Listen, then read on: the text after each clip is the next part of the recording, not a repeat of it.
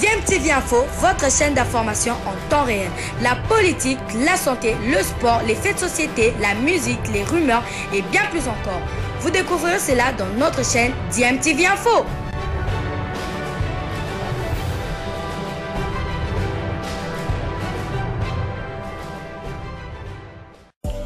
Vous êtes sur DMTV, bonjour ou bonsoir, tout dépend de l'heure à laquelle vous nous suivez. Tout plaisir est pour nous de vous retrouver, mais surtout de savoir que vous êtes nombreux en train de suivre votre chaîne YouTube DMTV. DMTV qui vous propose l'actualité, vous propose également des analyses et des réflexions sur des sujets d'actualité, sur des faits sociaux, tout simplement sur des réalités que nous observons ici chez nous en République démocratique du Congo.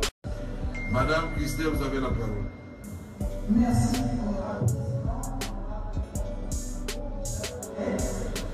Madame la Première ministre et membres du gouvernement, dans les différentes images qui nous parviennent de l'Est du pays démontrent des différentes violations des droits humains, des images qui sont insoutenables, des enfants égorgés, des femmes violées, des villages décimés et nos compatriotes se retrouvent dans les camps de déplacés. Et même alors, là, ils ne sont toujours pas en sécurité. En lisant le programme de Madame la Première ministre, je n'ai pas saisi la politique gouvernementale de la sécurisation de nos compatriotes dans les camps de déplacés. Et même dans cette politique, je voudrais bien savoir, est-ce qu'aujourd'hui on peut nous dire, depuis le mois de janvier jusqu'à nos jours, combien y a-t-il eu des femmes égorgées? Combien y a-t-il eu des villages décimés? Et dans ce même registre, le recensement scientifique, honorable président, chers collègues, dans une nation, les citoyens ne sont pas que de noms et des post-noms. Les citoyens sont aussi des numéros qu'ils acquièrent à la naissance et qu'ils perdent à leur mort. Il y a un grand penseur économique qui a dit que la population accroît de manière géométrique et les substances qui doivent suivre doivent se faire de manière arithmétique. Nous voulons travailler sur l'emploi des jeunes. Combien il y a des jeunes? Combien il y a des personnes handicapées? Nous voulons la promotion de la femme. Combien il y a des femmes? Combien il y a des enfants? Aujourd'hui, nous tablons sur les suppositions, mais en réalité, on ne peut rien faire si nous n'avons pas les statistiques fiables de notre population.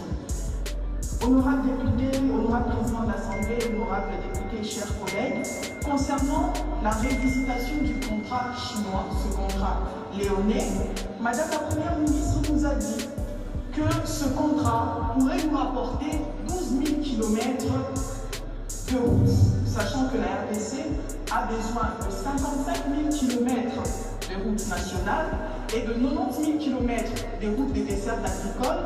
J'aimerais savoir c'est quoi l'impact de 12 000 km de route et savoir ces fonds, d'où proviendront ces fonds. Est-ce de ce dossier litigieux que l'on a avec la SICOMI ou c'est la continuité du contrat que nous avons avec cette entreprise? L'agriculture, bien des collègues ont parlé sur l'agriculture, mais j'aimerais dire que l'agriculture, c'est aussi la culture. Avant de travailler la terre, il faut apprendre à l'aimer. C'est aussi une action du gouvernement. Il faut apprendre à nos enfants dès les bas âges à aimer l'agriculture. Alors lorsqu'on lit le programme, on remarque qu'il y a beaucoup de théories, beaucoup d'ateliers, beaucoup de formations, mais on ne peut pas oublier que nos ancêtres nous ont légué les techniques agricoles. Il est inadmissible de constater qu'à l'époque, nos ancêtres pouvaient faire du riz et du très bon riz à Bumba. Et aujourd'hui, chaque année, nous attendons le riz provenant du Japon qui est qualitativement inférieur à notre riz. Alors, il faut se le dire, comment est-ce possible qu'un pays qui a appris, le RDC qui a appris à la Malaisie comment faire la culture de l'huile des palmes, aujourd'hui, la Malaisie est patronne dans ce domaine. Donc, c'est une interpellation, Madame la Première ministre. Enfin, la formation professionnelle. Je remarque dans le programme que nous sommes figés lorsqu'on parle de la formation professionnelle. Coupe et couture, menuiserie, hôtellerie, qui est très noble, c'est très bien, mais il faut nécessairement que l'on puisse adapter notre formation ou nos formations professionnelles également à nos ressources. Il est admissible qu'on ait cherché des jeunes Sud-Africains pour travailler dans les mines, au Katanga par exemple, parce que nous n'avons pas réussi à former nos enfants sur la connaissance également de nos ressources. Pourquoi pas des formations sur l'or, sur le diamant, sur le cobalt et sur le coltan. C'est très important. Alors, honorable Président, sans le chemin de fer, le Congo ne vaut aucun pays. Madame la Première ministre, j'ai remarqué que vous avez gardé le projet Métro-Kin. Je pense qu'on ne vous intimide pas avec les éléphants blancs. Il faut apprendre à simplifier les choses compliquées et non de compliquer les choses simples. Kinshasa a tout d'abord besoin de ces trains urbains. On commence d'abord par là. Et c'est après ça qu'on va peut-être avoir d'autres projets faramineux peut-être, irréalisables peut-être, mais Kinshasa a d'abord besoin de ces trains urbains. Enfin, chers collègues, j'ai lu et relu ce projet, ce programme, beaucoup de théories, beaucoup de chiffres, mais peu d'indicateurs. Madame la Première ministre, après 5 ans, si l'on vous pose cette nette question, ce programme propulsera la RDC à quel niveau? Avec des indices bien définis en matière de pauvreté, de lutte contre la corruption, sur le plan alimentaire. Ma question est de savoir, que répondrez-vous? J'ai dit, je vous remercie, chers collègues. Merci, madame. On a mis une femme, et voilà une femme. Désormais, on ne mettra plus de femmes. On ne veut pas que vous subissiez le même mépris. Quand ils vous auront roulé dans le moule du parti politique. Excellence, Madame la Première ministre, soyez stricte. Soyez stricte. Je sais que le chef de l'État vous appuiera. Il veut aussi réussir ce quinquennat ici.